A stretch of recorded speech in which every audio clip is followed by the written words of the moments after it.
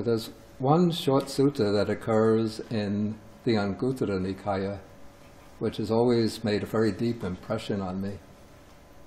The sutta states, "There is one person who arises in the world for the welfare of the multitude, for the happiness of the multitude, out of empathy for the world, for the good welfare and happiness of devas or deities and human beings." Who is that one person? The Tathagata, the Arahant, the perfectly enlightened one. So this very short sutta indicates that the very reason of being for the Buddha's arising in the world is empathy for the world, or compassion for the world. And the Buddha fulfills his compassionate intent by working selflessly, inexhaustibly, diligently to promote the welfare and happiness of living beings, especially human beings. The text uses the word bahujana, which means the many folk, the multitude. And so this spirit of great compassion, we could say, pervades all the teachings of the Buddha.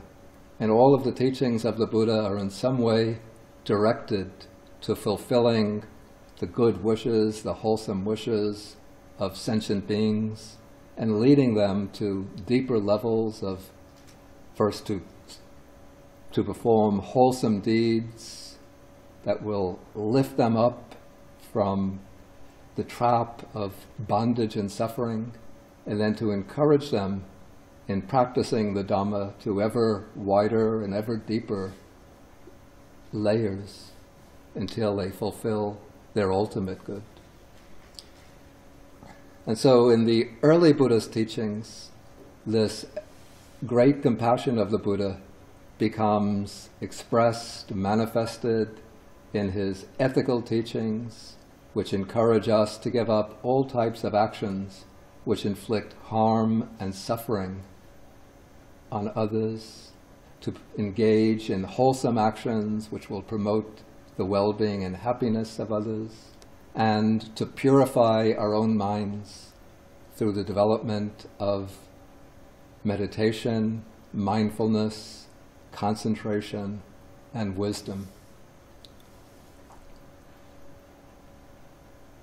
In the course of the historical development of Buddhism, as we could say the seeds that the Buddha planted through his teaching flourished, took root and flourished, the teachings always conformed to the basic, we would say, the worldview, the mental framework, the needs, aspirations of the culture in which they took root.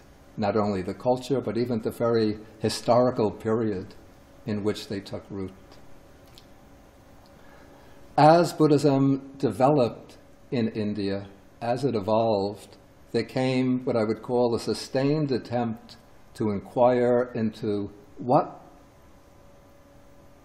lay behind the work of the Buddha in realizing the Dhamma and proclaiming the Dhamma in the world. And this sort of sustained examination, sustained investigation into what I would call the long-range cosmic background to a Buddha's enlightenment, to a Buddha's presence in the world, eventually flourished in the form of Buddhism that we now call Mahayana Buddhism, particularly in the articulation of the Bodhisattva ideal. The Bodhisattva is the one who practices, cultivates the perfections, the spiritual perfections that will ultimately culminate in the enlightenment of a Buddha.